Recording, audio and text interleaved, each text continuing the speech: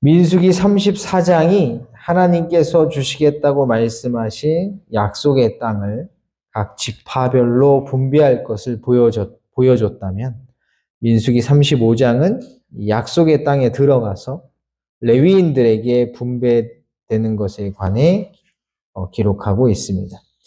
민수기 18장 20절을 보면 레위인들은 약속의 땅에 들어가서 땅을 분배받지 못합니다. 너는 이스라엘 자손의 땅에 기업도 없겠고 그들 중에 아무 분깃도 없을 것이나 내가 이스라엘 자손 중에 내 분깃이요 내 기업이니라.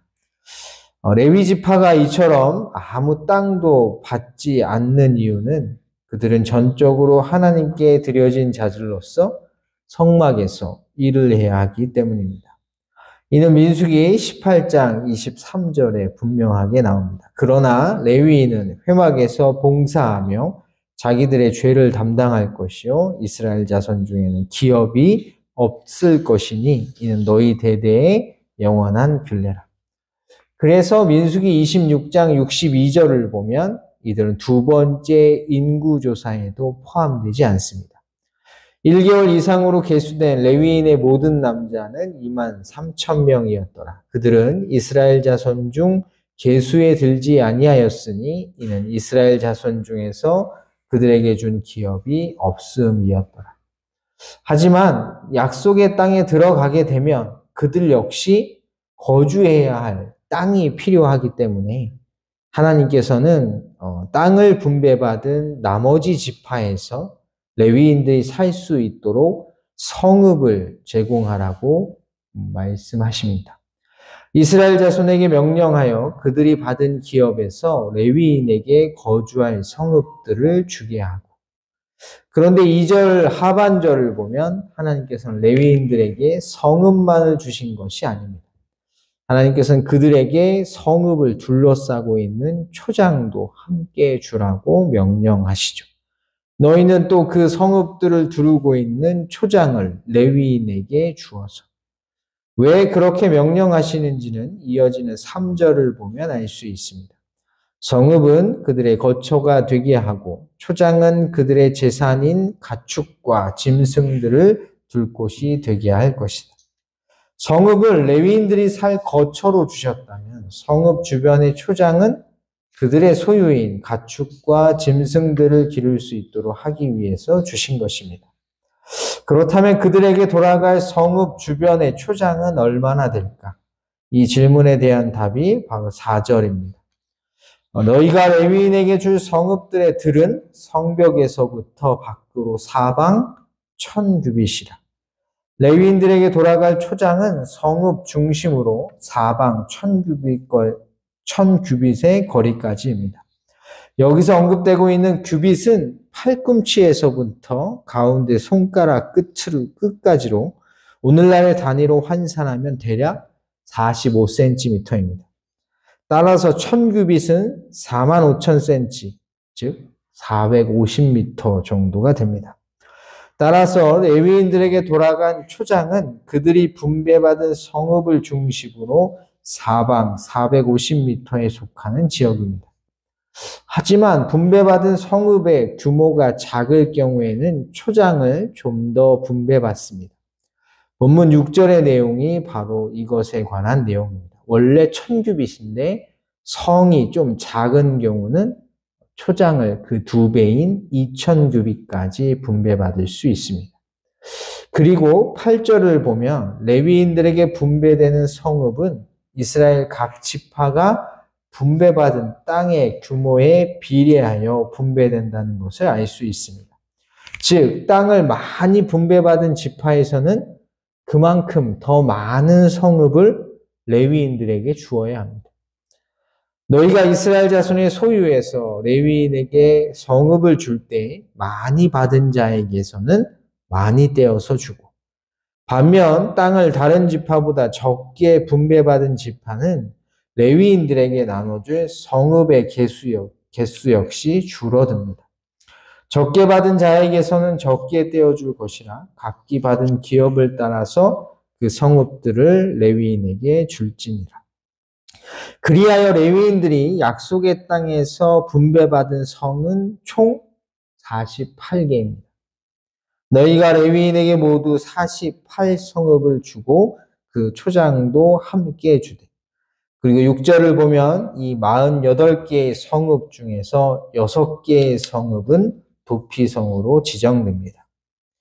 그리고 이 대목에서 우리는 주목해야 합니다. 앞서 살펴본 것처럼 하나님께서는 이스라엘의 12지파들에게 레위인이 살 수 있는 거처와 그들이 가축을 기르고 돌볼 수 있는 초장을 나눠주라고 명령하신 이유가 무엇입니까? 그들은 땅이 없기 때문이죠. 또 성막에서 일을 해야 하기 때문입니다. 그런데 지금 그들이 거주하게 될 그들에게 돌아갈 성읍이 몇 개죠?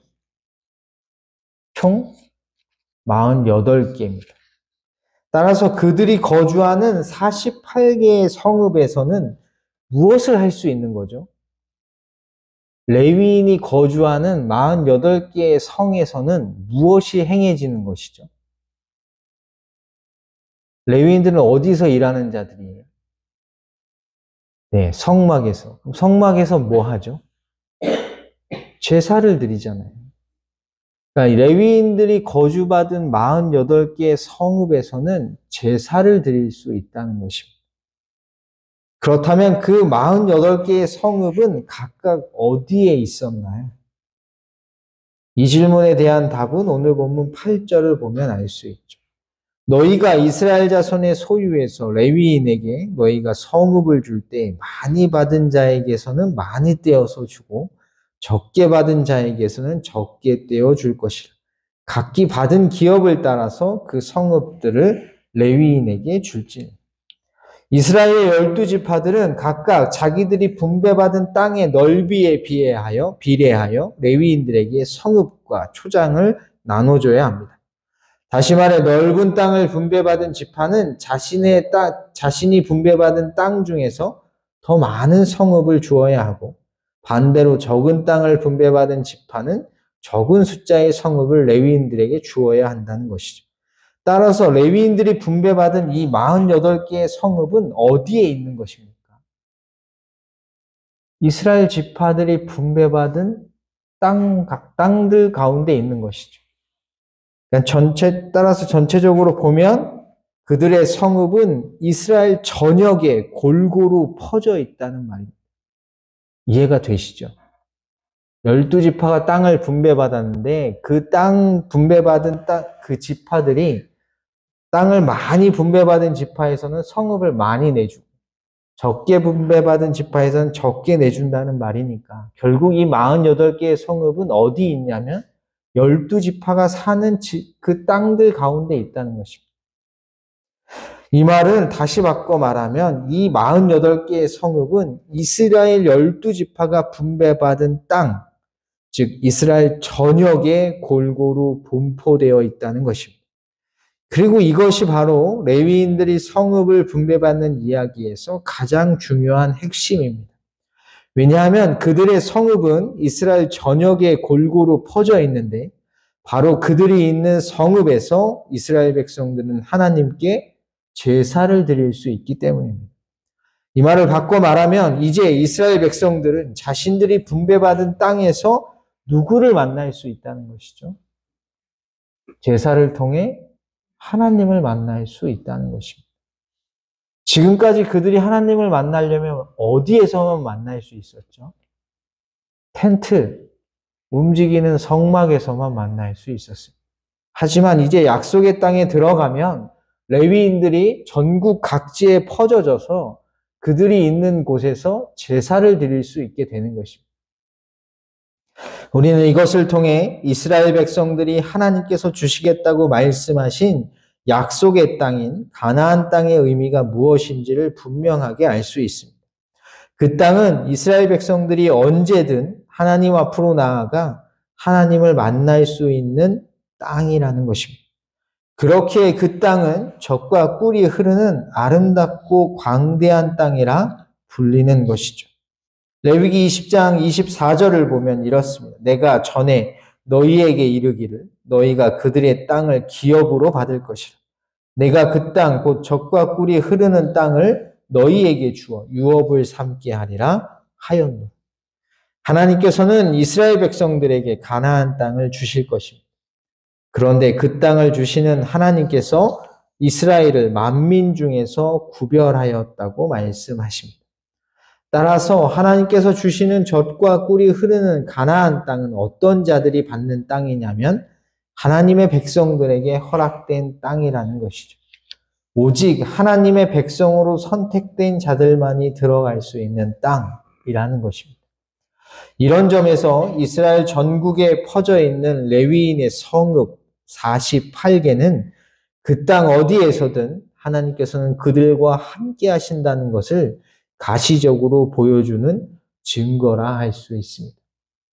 그렇다면 과거에 이 레위인이 받은 성읍은 오늘날 뭐에 해당할까요? 오늘날 교회입니다. 왜냐하면 교회는 하나님께서 창세전에 선택하신 당신의 백성들이 모인 곳이기 때문이죠. 따라서 오늘날 교회는 하나님께서 우리와 함께 하신다는 가시적인 증거인 셈입니다. 이 사실을 꼭 기억하셔서 주님의 몸된 교회를 사랑하시고 교회에서 드려지는 예배를 통해 하나님을 만나시는 은혜를 소망하시기를 주님의 이름으로 간절히 소원합니다.